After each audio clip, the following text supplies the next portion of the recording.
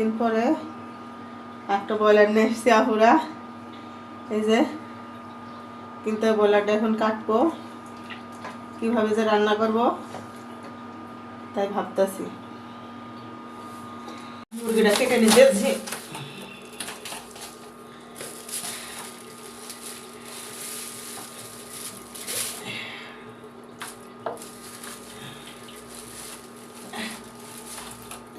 দুই খণ্ড করে নিলাম।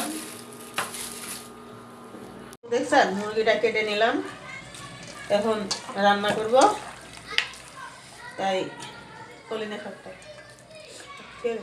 রস মাখাইয়া রাখলাম। লেবুর রস মাখাইলে মাংসটা শক্ত শক্ত হয়। লেবুর রস থেকে মাখাইয়া নিলাম, হয়তো আধা ঘন্টা 20 মিনিট রাখবো এইভাবে। রাখার পরে ধুয়ে ফেলাবো। মাংসটা ধুয়ে নিতেছি ভালো করে। ধুয়ে নেওয়া শেষ হইলে ধোয়া হয়ে গেছে, হলুদের গুঁড়া দিয়ে দিলাম।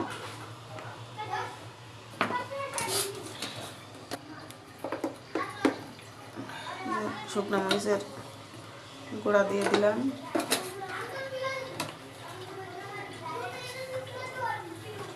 লবণ দিয়ে দিলাম। যে মাংসটা মাখায় নিতেছি সব কিছু হলুদের গুঁড়া, লবণ, মরিচের গুঁড়া দিয়ে লবণ দিয়ে মাখায় রাখলাম। গরম হয়ে গেছে, দিয়ে দিলাম সেটা তেলে কড়াই যাতে মাছ সব কিছু ভাজা ভালো হয়। দেখছেন মাংসগুলা লাল লাল করে ভেজে নিয়েছি, কারণ এভাবে ভেজে নিলে মাংসটা ব্রয়লারের গন্ধ বেরোয় না। অনেক মানুষেরই তো খেতে পারে না, গন্ধ বেরোয় কাঁচা রান্না করে। কিন্তু আমরা আবার কুষ্টিয়ার মানুষ তো, আমরা আবার একটু অন্য পর্যায়ের রান্না বাড়া করি। লাল লাল করে মাংসগুলো দেখছেন কত সুন্দর করে ভেজে নিচ্ছি।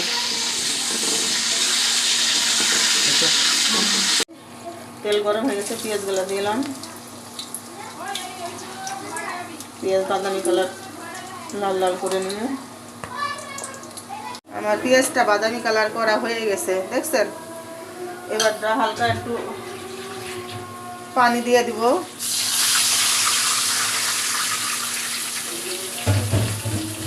পানি দিয়ে দিলাম।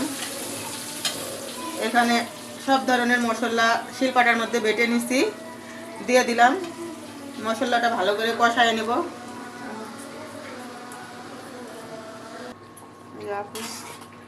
পুরা দেখেন আমার মশলাটা কষানো হয়ে গেছে। আসলে কি আজকে পাটায় বেটে সব কিছু রান্না করতে হবে তো, তাই কালারটা কত সুন্দর হইতেছে। জানেন তো যে হাতে বেটে সব কিছু রান্না করলে অনেক সুন্দর হয়। তারপরে যেমন ভাজা মাংসগুলা দিয়ে দিলাম।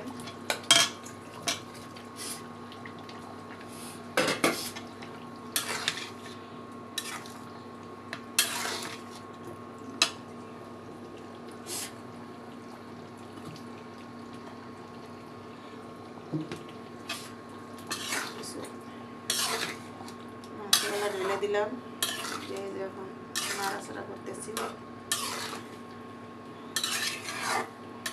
মাংসটা ভালো করে কষায় নেব। মাংসটা কষানোর পরে হালকা একটু পানি দিয়ে দিছি। পানি দেওয়ার পরে দেখছেন কালারটা কত সুন্দর। আর কষানো মাংস একটু টেস্ট করলাম, দেখলাম অনেক মজা হয়েছে, কারণ অনেকদিন পরে ব্রয়লার রান্না করছে তো। তারপরে ভেজে 2-4টা কাঁচামরিচ লগে দিয়ে দিলাম। তারপরে একটু হালকা সিদ্ধ হওয়ার পরে আমি তরকারিটা